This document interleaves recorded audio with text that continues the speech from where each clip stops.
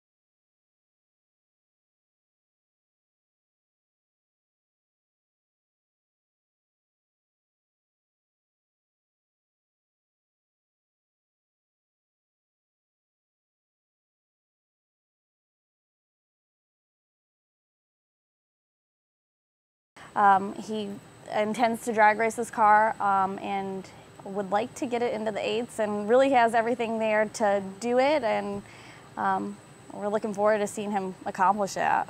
Oh yeah, absolutely. I think we're putting actually a new set of slicks on it while it's here in the shop. It's here for a few days, so I come out here every couple of hours and drool over this thing. So it's absolutely gorgeous. And I think another car that we actually we're going to be talking about is Kellen's car. I think he had some pretty good news out on the track. Yeah, absolutely. Kellen did great this week. It's a car that runs one of our superchargers also. So. Did he get down to the 9s? Yep, he went. He had been in the high 9s earlier down here when we were doing testing, and went 9.2, so bottom 9s. And that's with him spinning a little bit out of the hole, wasn't it? Mm-hmm.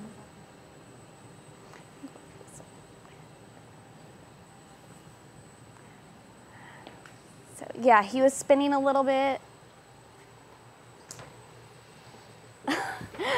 Phil McGracken has joined us and is asking about the Coyote Swap E-van.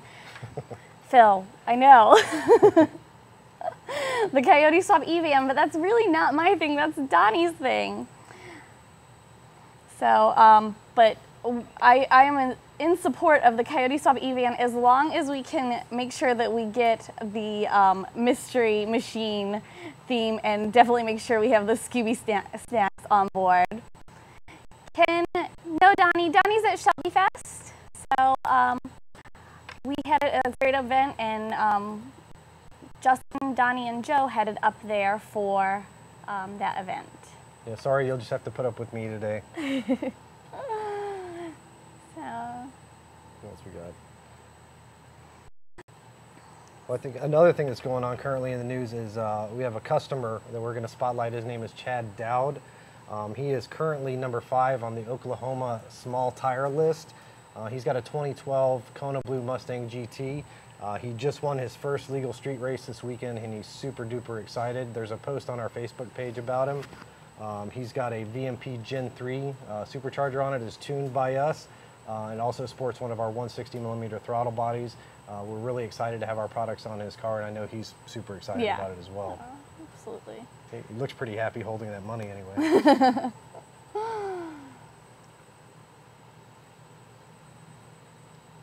other questions? No. Anything on YouTube? There's nothing on YouTube right now.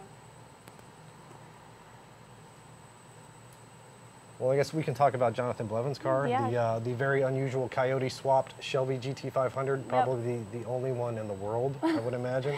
I'm sure it's a rare thing.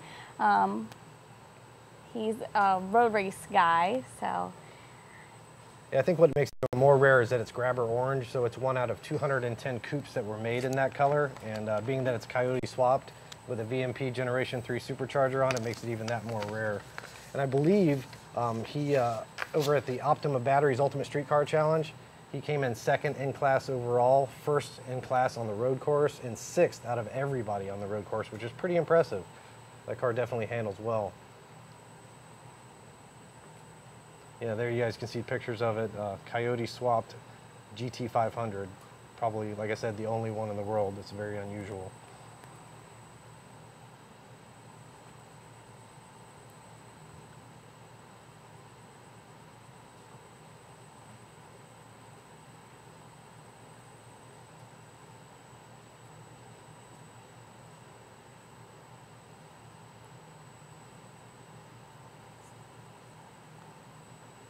So we've shown you a little bit of drag racing, a little bit of road racing. Brian, thanks for all the great info you guys provide. No problem, Brian.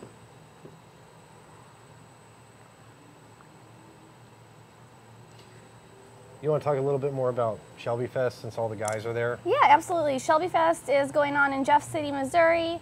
Obviously, it's a Shelby oriented car show. I've been one time. It's a great show, and it's just really, really busy, and we've provided the dyno for several years. We're doing installs and dyno tunes there. They started today. Justin and Joe flew in today, and Donnie drove up over Wednesday, and they're already to work. So they did do a few different installs and dyno tunes today. They installed the JLT 123 on a car, and they also tuned a car that made 520 rear wheel horsepower at 13 PSI. So that's really low boost. Yep, good stuff.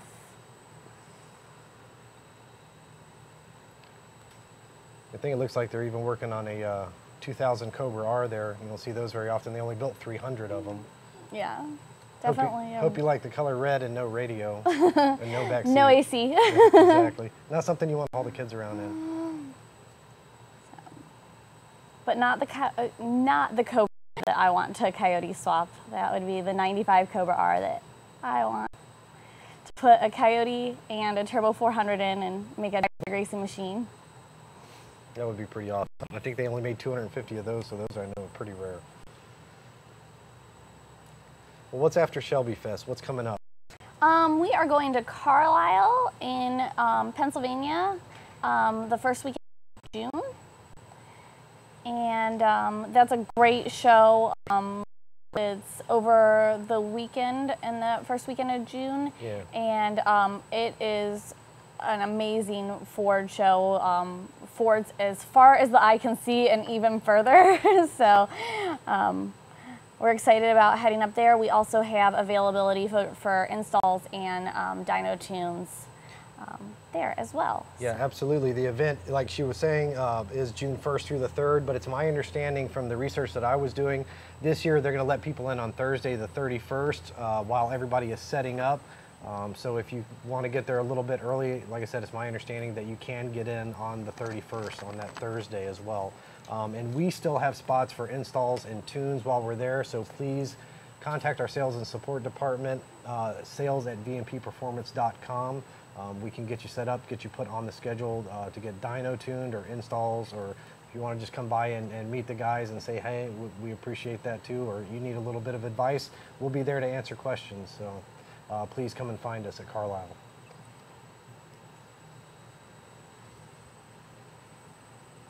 Anything on YouTube? So yeah, so a couple things I want to comment is that when we moved the camera before, we had lost connectivity when you guys were talking about the GT500. So I think at the end, Yeah, we if can could go back over the GT500. We've got Grant's GT500 here, and we'll go over it. So if you guys have any questions about that car that made over 1,200 horsepower, definitely put them up, and we'll go back over it. Yeah, I think a couple people are really interested in it, so it would be great if we could go back over it Absolutely. and talk about it and get some close-ups of it. There's a couple tuning questions that are coming in. Do you want, I think I kind of copied them over, so if you want to take a look, we could defer them to Tuning Tuesday if you wanted to. Okay, so Kemper, and this may be a pretty broad question, but how aggressive can a tune be on a stock motor? I currently have E85s. I think it's cool. Really depends on timing. Yeah, I mean, it's a good question. How aggressive can a tune be? I currently have E85 tune, and I think it's cool. Just wondering how aggressive is too aggressive. Obviously, you know, our goal is always to tune cars for max performance, but also maximum safety. So, you know, it's a balancing act, and if there's questions about whether something is safe or not, you know, the tunes that we send out are things that we've done time and again to make sure that the air fuel's right, to make sure that the timing's right, to make sure that everything, you're getting the best of both worlds. But we do tune evaluations if that's something that's necessary or wanted. So, and Jose Velasquez is asking, his Mustang has a tune in it for 93 octane. How bad is it if I put 91 in it? If you want to put 91 in it and putt around, you can do that, but you definitely do not want to get on it with 91 in it if it's tuned for 93. But if you're in an emergency situation and all you can get your hands on is 91, you can drive around like, I would say, like your grandmother would drive around and get to where you need to go in an emergency. But yes, do not beat on it because the timing will be set up for the 93 octane and it could go lean and cause you a problem. I hope that answers your question. King Cobra says talk about 0304 Cobra stuff. okay. So I'm like, okay, well, what do you want us to talk about Yeah, 0304 Cobra stuff. We could talk about that. Tell us what you want to talk about. Well, I mean, the biggest news that everybody wants to know is when is the Gen 3 going to be coming out? Coming in June. Coming in June. Don't know We when are exactly. we're working on pouring castings and working on getting things started with that. So we are really working hard on getting that out. Yeah, we appreciate you guys being patient. I run the sales and support department, and trust me, I get phone calls and emails about this every single day.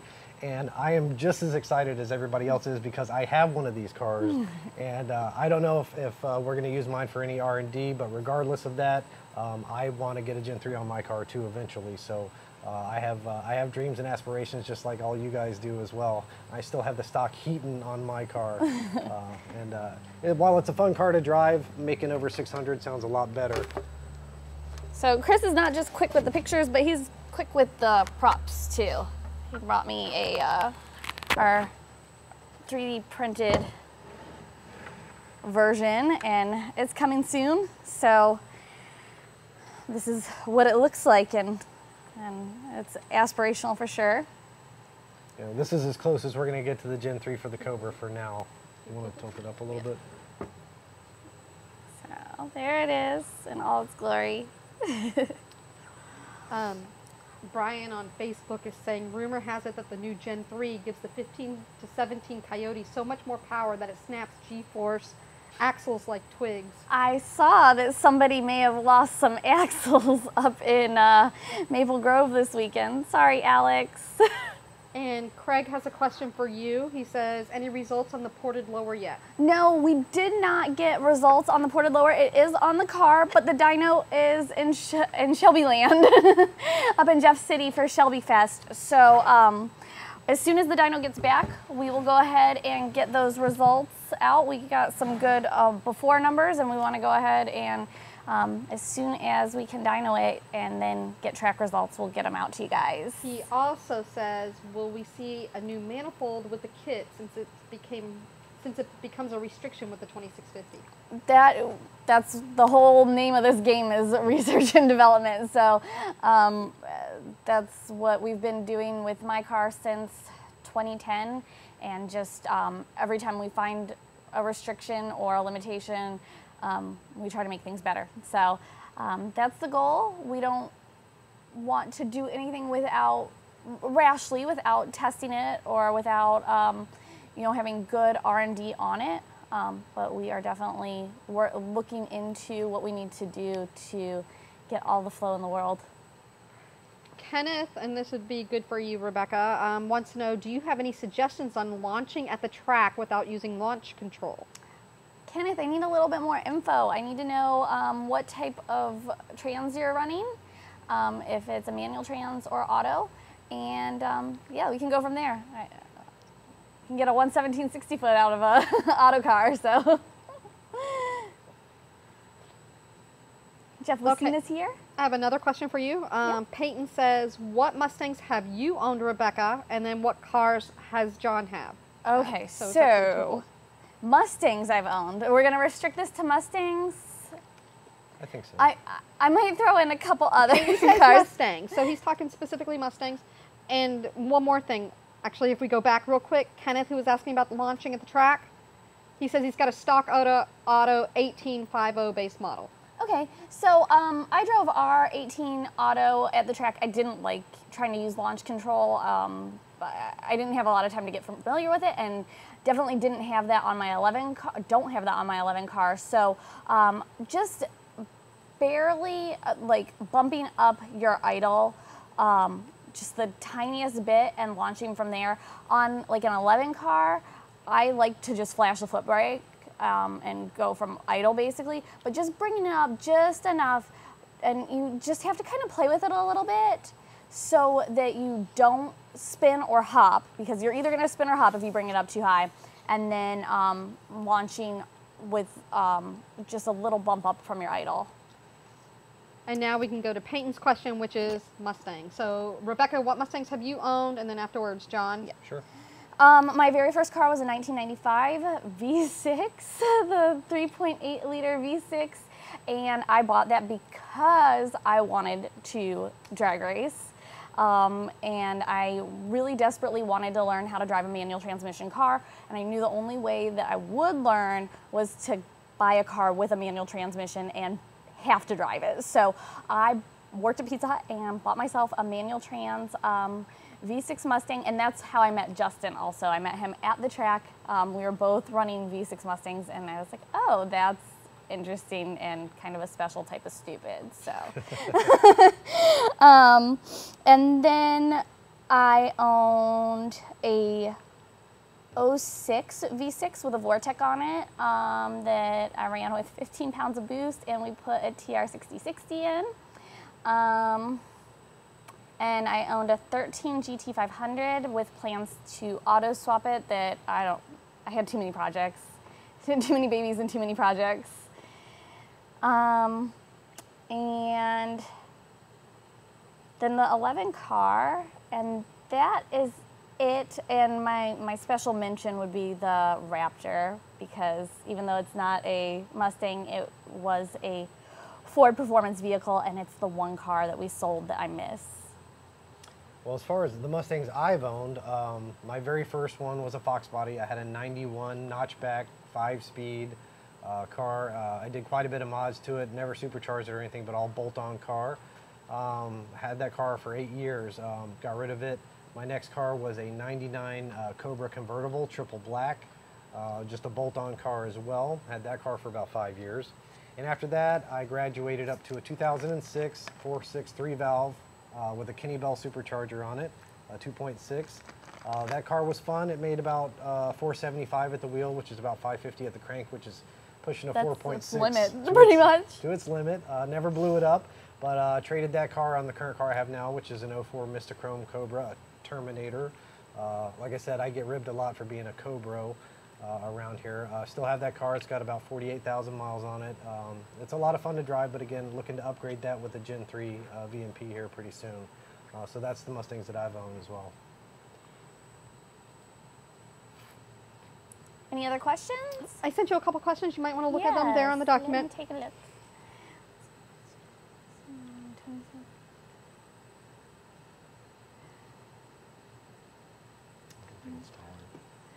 The GT500s.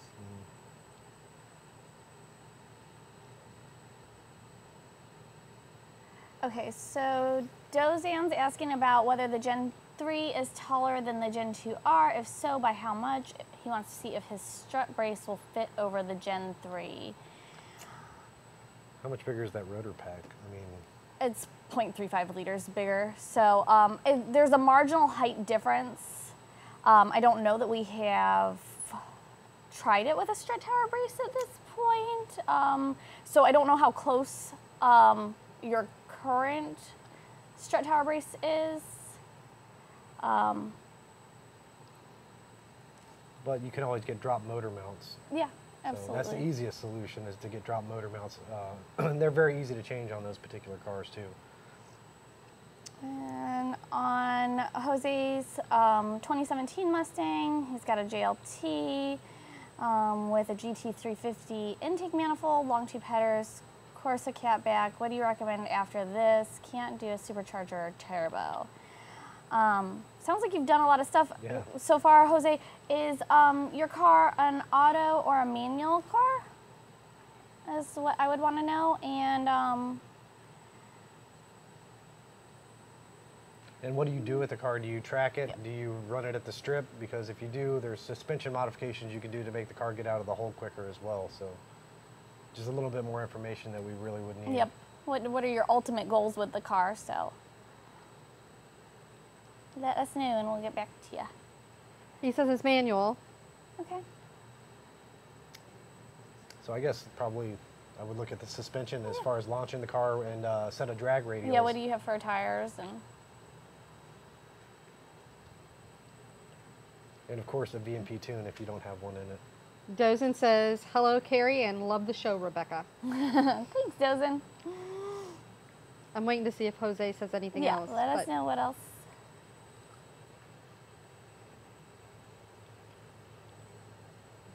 So we talked a lot about, I'm going to kind of deviate from anything that we had planned, but just some... He said drag racing. Okay. Yeah, definitely some tires, some suspension stuff. If you... like a shifter, an MGW shifter, or lots of different options, but you've done a lot already without going to some type of forced induction, so those would be my things, Jose. Peyton has a question. He says, how long do you think Ford will continue to make the Coyote engine, and do you think the displacement will ever change on them? Ooh, I am not good at conjecture. I don't know. I hope for a long time. Yeah, we do.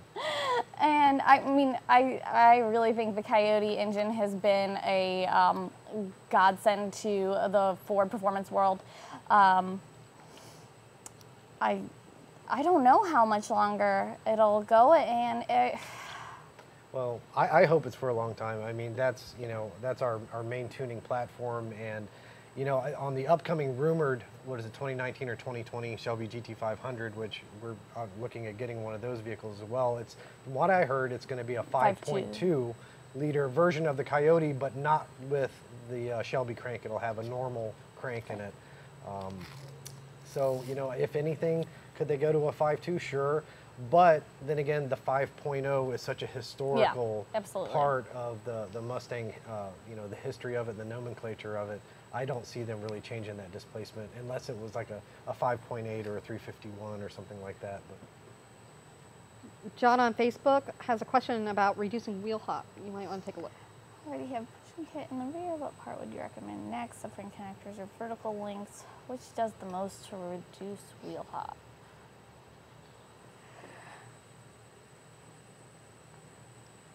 I wonder what kind of body style car it is.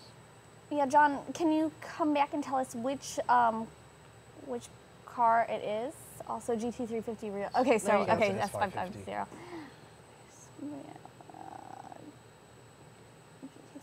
Do they offer any gain over stock?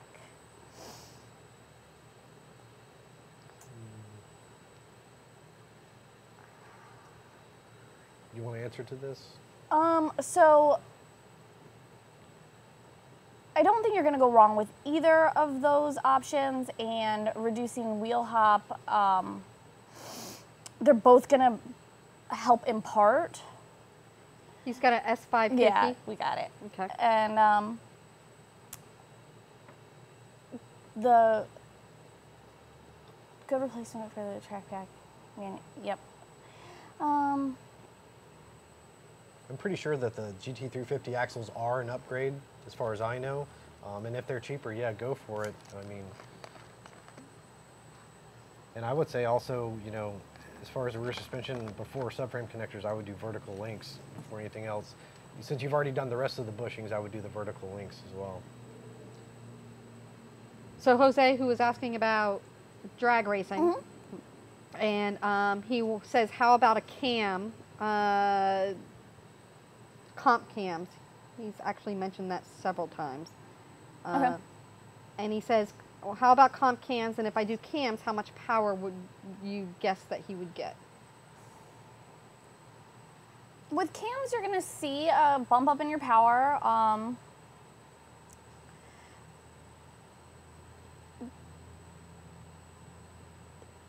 I would say roughly 40-ish horsepower, and yeah, that's definitely an option if you're wanting to go that route also.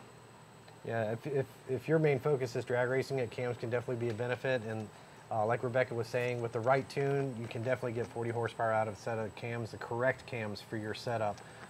But you know, make sure that that's really what you want to do, because aftermarket cams, depending on how wild they are, can be a nightmare for daily driving. You know, you stall at the traffic light and so on and so forth. So it definitely takes the right tune for that as well. So make sure you look into that before you make an investment, because cams and a Coyote motor are not cheap. Dozen says, I know the VMP booster is on all the time, but I am using the JMS booster with ramping options. Should I set it up to ramp right away 100% 18 volts? It is activated by the gas pedal on a 2011 GT500 VMP tuned Gen 3 with IDX 1050s. Sorry, still putting it all together. It's okay.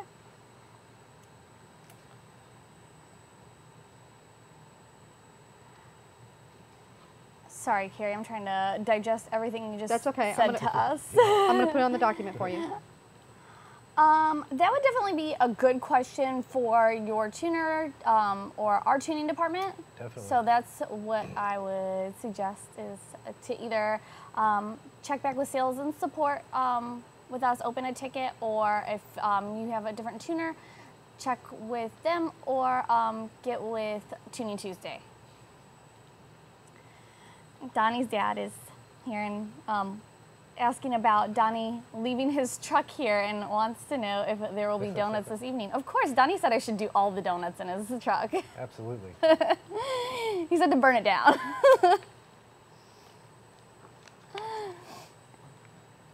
Do all the donuts. Let's make sure the tires are shredded so when he comes back. Oh, Donnie just joined us online, actually. Donnie said that he had a lot of commentary to ask comments and provide moral support from Missouri. I'm sure Donnie's going to have a question of some sort. I would be surprised if he didn't. Anything else, Carrie? Facebook, the same guy wants to know as far as vertical links, which are better. I don't know if you know anything about vertical links. I don't. Which brand he's asking? Yeah, he's got a couple on there. It looks like Delrin or aluminum bushing actually, and he says, are they any increase in MBH? They're going to be increase in MVH Yes, because they're not definitely. Ford and they don't put the, they just don't have the stringent development that Ford has. So, yeah. So, I am not sure about either of those brands, but yes, you are going to have NVH. Yeah, I know, I just saw that. Donnie's wants to know how you feel about Coyote swapping a Cobra R. It's a good idea because it makes me happy, Donnie. Yeah, but he's asking John. Well, I have to go, and I know how Donnie feels about this. I know he's asking John, but I'm providing my insight. Donnie, I agree with you. I think it's sacrilegious to Cobra swap, not Cobra swap, I'm sorry, Coyote swap a Cobra R. That would be just, it should be against the law. Well, some people are lawbreakers.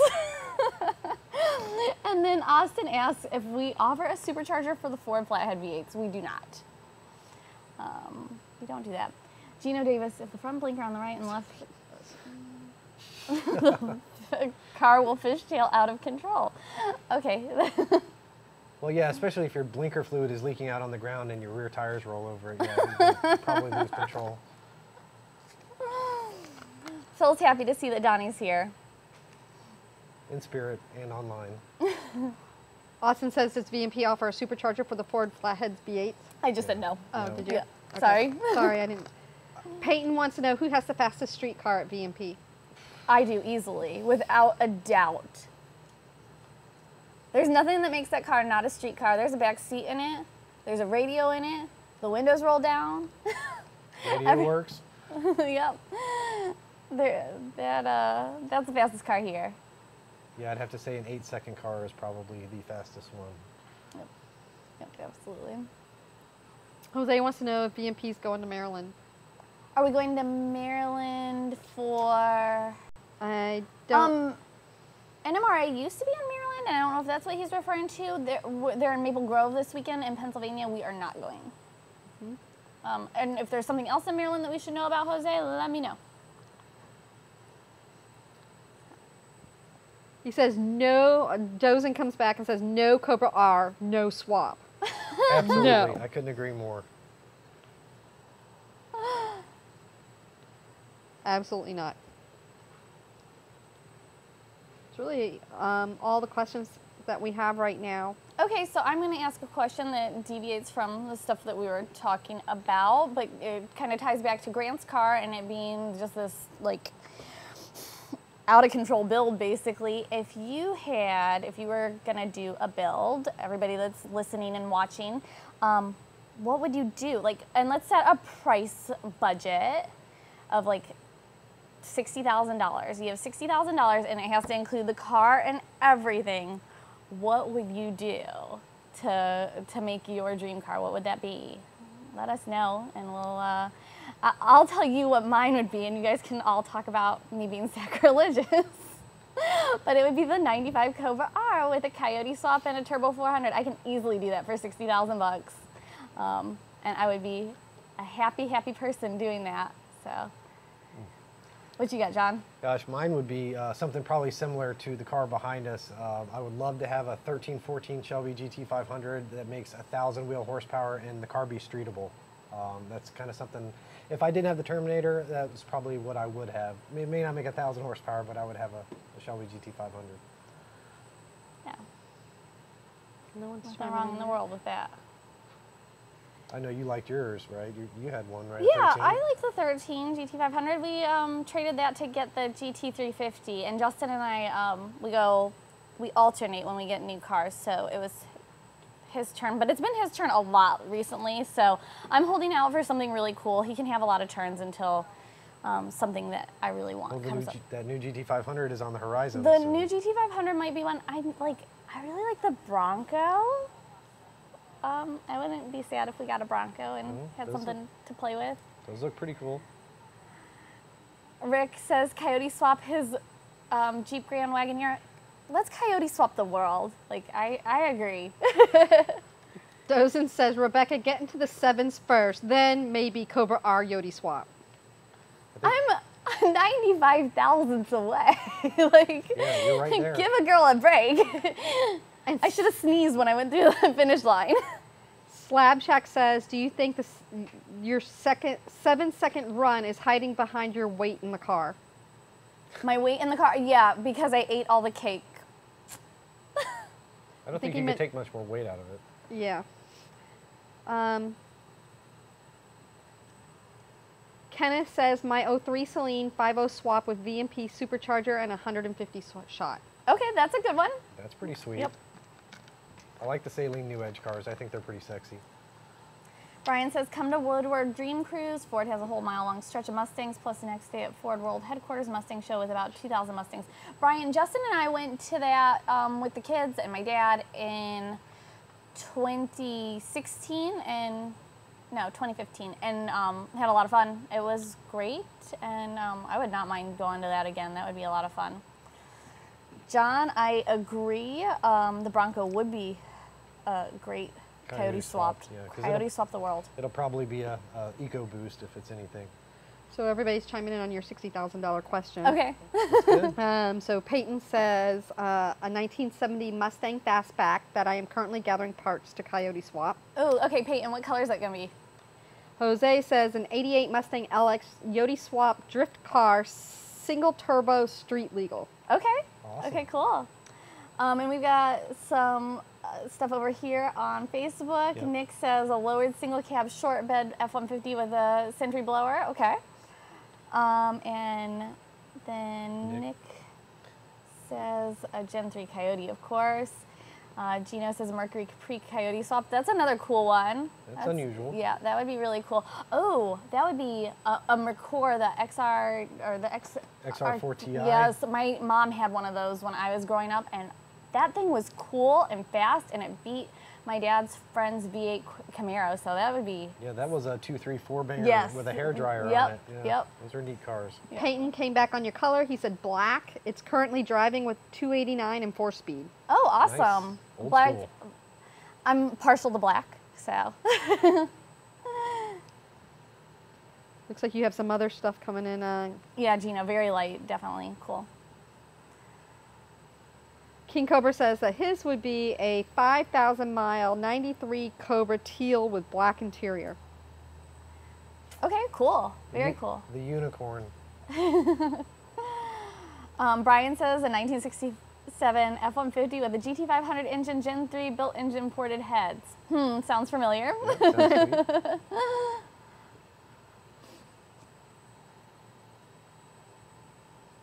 Anybody want anything that's not a Ford product? Like, it's okay to dissent. Yeah, we're not going to hate on you, Oh, maybe a little. but a lot of good ideas so far. We have about 15 to 20 minutes left. I know people were waiting to hear more about Grant's car and see that again. Yeah, because absolutely. of the fact that it had blacked out for a short stint. Sure. So if we want to go over and maybe talk about Grant's car and Sure. talk about the power it made and kind of what's under the hood, I think everybody would appreciate it. Absolutely. Let's do it.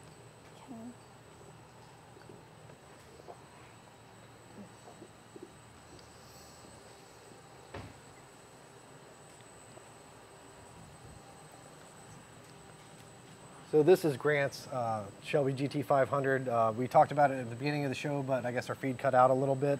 But it's a max effort project. It's got an L&M built motor, long block, CNC ported heads, L&M custom ground camshafts, and of course, icing on the cake, it has our VMP Gen 3 supercharger with the biggest throttle body that we make and the gigantic JLT cold air intake of 148 and the hydrocarbon finish. And what kind of power was this thing making, Rebecca? It made over 1,000 with the blower alone, and then with a 200 shot, it made 1,241. So definitely amazing. made some amazing power. And Grant's wanting to get into the 8s with it. His goals are drag racing with it and getting into the 8s. So it's got the power to do it. Just got to get there suspension-wise and tire-wise. And so that's what he is working towards, and definitely had everything done right from the start. L&M did the motor 9.5 to 1 compression. He ran our Gen 2R while we were waiting on the Gen 3. And it's got the fuel system to support it. He runs same injectors I run in my car, ID 1700s. So he's definitely on his way to achieving his goals, and we can't wait to see that. Yeah, for sure. And one of the cool things about this car too is that it sounds really good. It's got American Racing long tube headers and mid pipe, but the funny thing is, the first thing that most people change on their Mustang is what? Mufflers. And what does this have on it? Stock mufflers. Stock mufflers, stock Shelby GT500 mufflers, and it sounds absolutely amazing. And that just goes to show that Shelby, the mufflers are how non-restrictive they really are. Yeah. And we recommend customers actually to run those a lot on some of their Yeah, Mustang absolutely. GTs and Coyote motors. Nothing against the aftermarket mufflers. I like a loud car too, but these cars do sound good, and it'll make the power through the factory mufflers. I was impressed, for sure. Oh.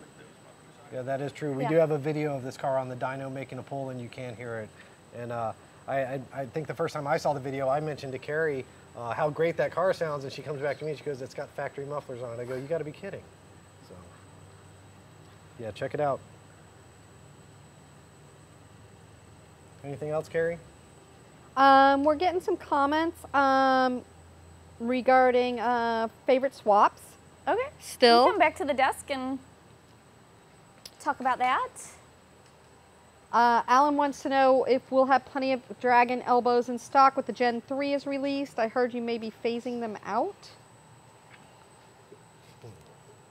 I don't know what the plan with the elbows is at this moment. Well, he must be talking about the Terminator Yeah, supercharger. absolutely.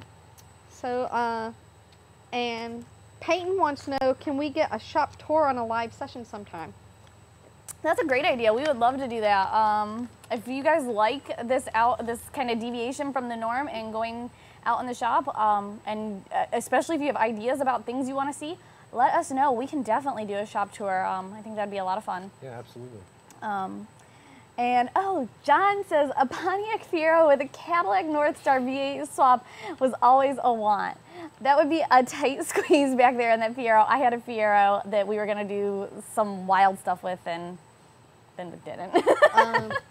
There's Alan came on and said +1 for shop tour, so Yeah. something that Yeah. We'll do it. Would 650 wheel harness roll stock axles hold if I run street tires so it doesn't hook hard? That would be one way to limit it. You know, 650 rear wheel horsepower. Alex broke his axles today, not on an 18, obviously, on his 15. Some people do fine with the stock axles for a really long time. Some people break their G-forces out at Maple Grove because they have a million foot-pounds of torque. But yeah, I mean, street tires can always, to some extent, Limit it, mitigate it. And it can be that's your fuse or fusible link to not breaking parts. Abdulaziz wants to know, is the GT500 still running on a TR6060? Yes, it's got a Calimer TR6060 in it. Stage 2. King Cobra says his non-Ford dream car is a 72 Z28, Okay. numbers matching. And Dozen says a 67 Shelby GT500 Coyote swapped with a Gen 3. Awesome. I don't know. I might would change my mind about the 1314 GT500 after hearing that. You're getting good ideas. And then Marcus says his dream car would be an 07 GT500 Super Snake with L&M cams, VMP 2650 with Weld S71s. Nice. Okay, cool. Very cool. Jared says that, yeah, he'd like to see a shop tour. Yeah, like I said, and other ideas, like anything else that you have that you want to see from us on Burnout Box. It doesn't always have to be Ford news. It doesn't always have to be customer car stuff. We want to make this fun and interactive for you guys. Yeah, we want to give you guys the content that you want, so let us know, and we'll do our best to cater to what you guys want to see. Alan wants to know, do we know on what day in June the Gen 3 will be released, or if there will be a pre-order? There's 30 days in June. Most likely when we get closer, we'll work on pre-order stuff. We like to have that available for you if that's what you are wanting. So it's something that we really, really try hard to do if at all possible. Tato says, hi Rebecca, interested in what engine mods you will be doing in your S550 engine. Would it be a built L&M engine? It will be. It's a bare block that I've ordered. It's going to be a built as built can be motor, and I haven't decided if I'm putting it together or if L&M's putting it together at this point, but it's moving along slowly but surely, as these things tend to do. Peyton says, Rebecca owned a GM, question mark, exclamation point. No, except for... The Fiero, I think he's talking about. Oh, yeah, I did own the Fiero. I thought you said onto, sorry, I misheard. And yeah, said, what cars have you owned that are not Fords? The Fiero, and the other car that I miss is a non-Ford car. It was my SRT8 Jeep.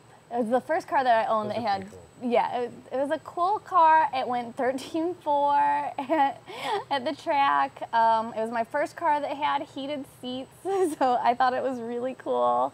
And then we had too many kids. Dozen says +1 for shop tour, so there's another one wanting a shop tour. And then Jose wants to know, why doesn't VMP make turbo kits? He's asked about 3 times now. Why doesn't VMP make turbo kits? Because we're focusing on the positive displacement blowers, and we are partnered with Roush to bring you guys OEM quality superchargers. We are very well versed in the turbo kits. Justin built a turbo kit for his V6 Mustang a long time ago and went 10s in a V6 Mustang, which is pretty darn cool, especially since it was a 2000. And I wouldn't say that it's something we would never ever do, but right now we have a lot to focus on with bringing you guys the best supercharger kits that we can. Yeah, that's not saying down the road that might not be a market that we get into, but as for right now, like Rebecca said, we're concentrating on our VMP superchargers and bringing you guys the best that we can. I think we're about all caught up on YouTube. Okay.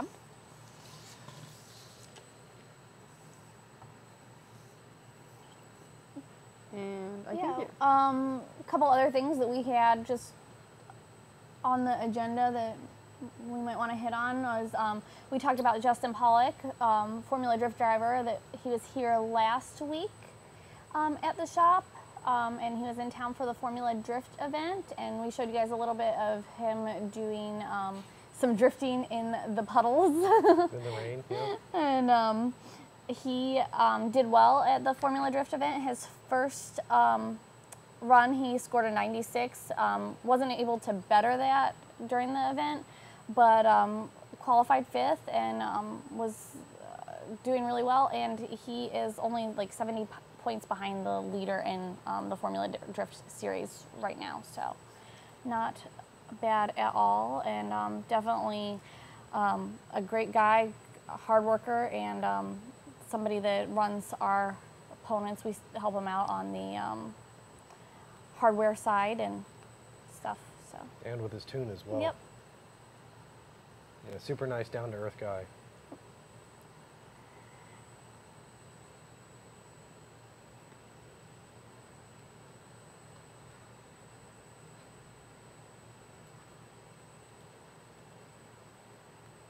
And again, events.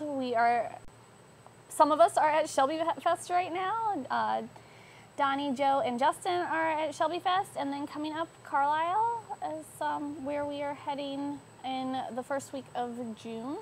Yep. And then At those events, we will have our new GT 500 t-shirts available. I'll turn around so you can see the back.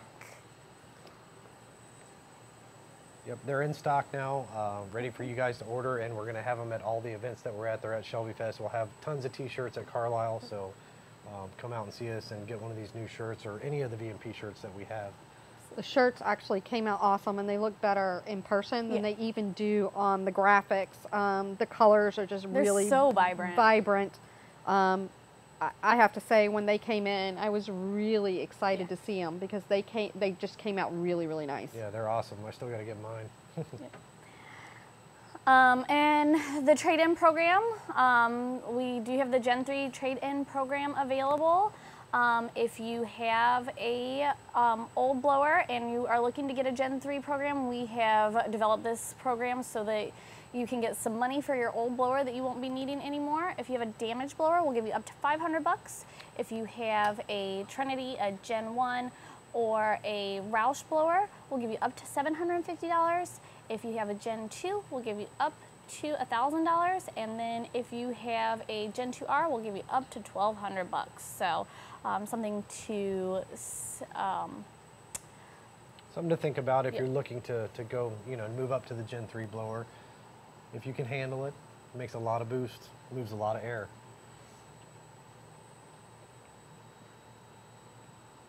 And I think one of the last things that we'll hit on is last week there was an event in Daytona called Jeep Beach 2018, and I honestly didn't know this event even existed. But we did a collaboration with HP Tuners, and we had a lot of really sweet Jeeps out here on the property. And a few of them got dyno tuned, and some of them just ran across the rollers to get some numbers. But a lot of really unique Jeeps. And I went out to the event with Donnie, and we brought the dyno out there. And let me tell you, I have never seen so many Jeeps in my life. I swear there must have been, maybe 2,000 or 3,000 Jeeps out there? A ton of Jeeps, and it has grown so much since I went the first time in 2014. It's grown exponentially, so. But yeah, we all had a good time, and we always enjoy collaborating with HP Tuners and any of the other vendors that we deal with. We like to work really closely with. And you guys can see some of the video of some of the Jeeps that we had on the rollers. There were thousands of Jeeps there. I have never seen so many Jeeps in any one place. Yep. People supercharging Jeeps and turbocharging. All sorts of stuff. Dozin says he's going to Carlisle, wants to know if we'll have parts at the show for sale. He's looking for a VMP tensioner. Yes, absolutely. We will. And if you want to get with us beforehand to make sure that we have what you need, do it. Just get with sales and support. We will get you set up. Sales and support at vmpperformance.com. Yes, please. Looks like Nick has a question. NA power out of the 18s. Oh my gosh, I cannot remember off the top of my head what our 18 made. Yeah, I don't know. I don't remember what it made, and I feel kind of stupid, but I'm really not a dyno number person because I don't tell people my car's dyno numbers. Chris, do you remember what the 18 car made off the top of your head? I think Joe was on. If he remembers, he could chime in and let us know. And looks like John Dowles has a question. On average, how long does it take to receive tune files once you order a VMP tuner through American Muscle? Once we get the order for your tune here at VMP, turnaround right now, it is the busy season, the race season, tax season. It's between 5 and 10 business days, so that does not include the weekends. Joe and Justin are working very diligently on these tunes, and in fact, they're working on tunes while they're out of town, in between everything else. So please be patient with us. We do appreciate it. If you do have any other questions relating to your tunes, please reach out to us at sales@vmpperformance.com. We'll be more than happy to answer your questions or help you in any way that we can. Thank you. And then Donald wants to know if we're going to Cruising OC in Ocean City, I think Maryland, in a few weeks. If not, we should check it out. It's a crazy hot rod and modern muscle show and cruise. We have no plans to go to that, but honestly, I think I've only like heard about it in passing. But I will definitely look into it, Donald. I miss going up to Maryland for an MRA because I love that track. But yeah, I'll check it out. Anything else for us, Carrie? I think that's it. All right. You have about 3 minutes out, Yeah. give or take. Phil.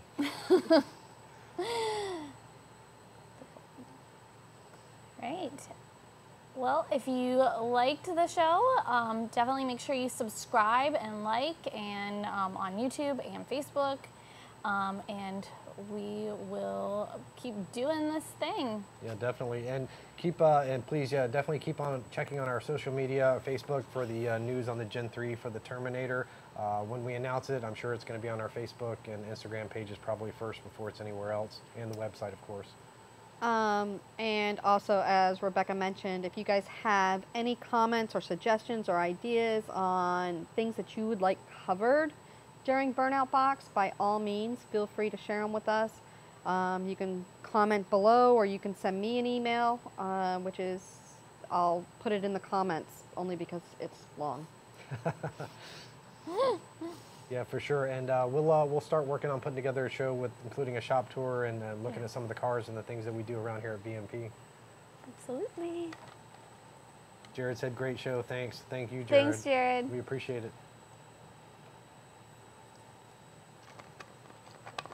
I think that's it.